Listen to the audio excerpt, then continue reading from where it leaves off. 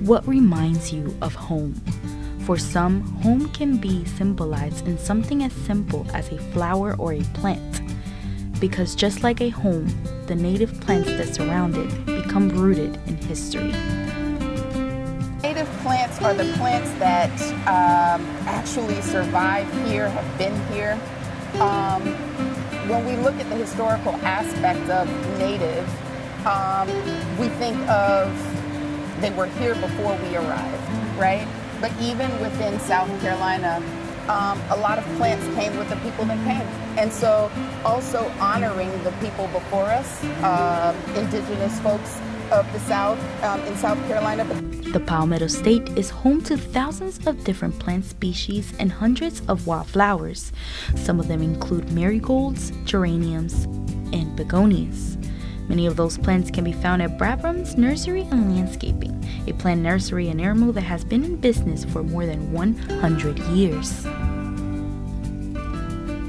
Actually goes back to 1901. They started out on Hampton Street downtown. Then they went to Divine. After that, we went to Charleston Highway, and we had two locations on Airport, on Charleston Highway, and then we also have one up here. And so we closed the one up on Charleston Highway and moved everything up here. So we've been around a long time. Donna married into the business, but her love and passion for nature is something she was just born with. Again, it goes back to growing things, and my hands can prove it, and seeing the beauty of it coming to life. You just can't, you know, the Lord put so much beauty out here for us, and just watching a seed. I tell you, when I sow the seeds in the winter and it comes up, I'm like, welcome to your new life, you know, and here comes the beauty later. It's just a passion. You can't really explain it. The nursery has bloomed through a beautiful partnership of farmer and family. These are not exclusive, and also here at Brabham's Nursery, we sow every seed. So I guess you could say it's from the Palmetto State because we sowed them. Like Donna, Christina Smith Galloway spent much of her time in the garden. I'm a backyard gardener, being a granddaughter of farmers, spending my summers at Grandma's house in the country of Bamberg, South Carolina. I fell in love with growing, and though I did not have a lot of land to grow, I just started in my backyard. While working at the garden, many of the things she sees bloom remind her of those summers back at home with Grandma. Begonias, first off, and most times in the summer, seeing Grandma with her begonias, especially in a hanging pot, that's one. Another one is lantana, right? Oh, it's beautiful, the colors of lantana. My grandma was a lover of these as well.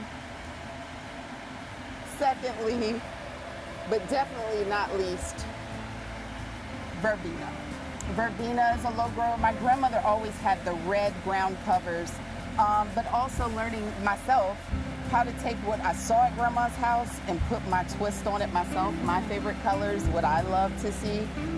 Plants and flowers are known to be beneficial for many things. While taking a look at the nursery, Christina walked me through the number of things these greeneries can be used for. But I think about our swamp sunflowers.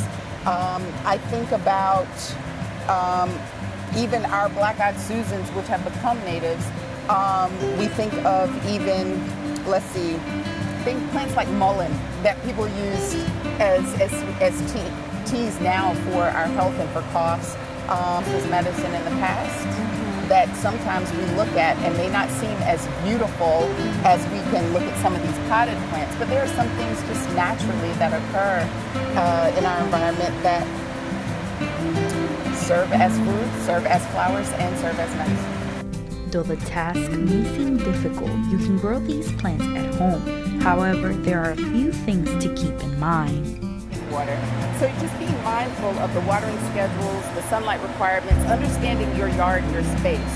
Because if you don't have a lot of trees, or if you do have a lot of trees, then are different. So the rules kind of change according to the landscape.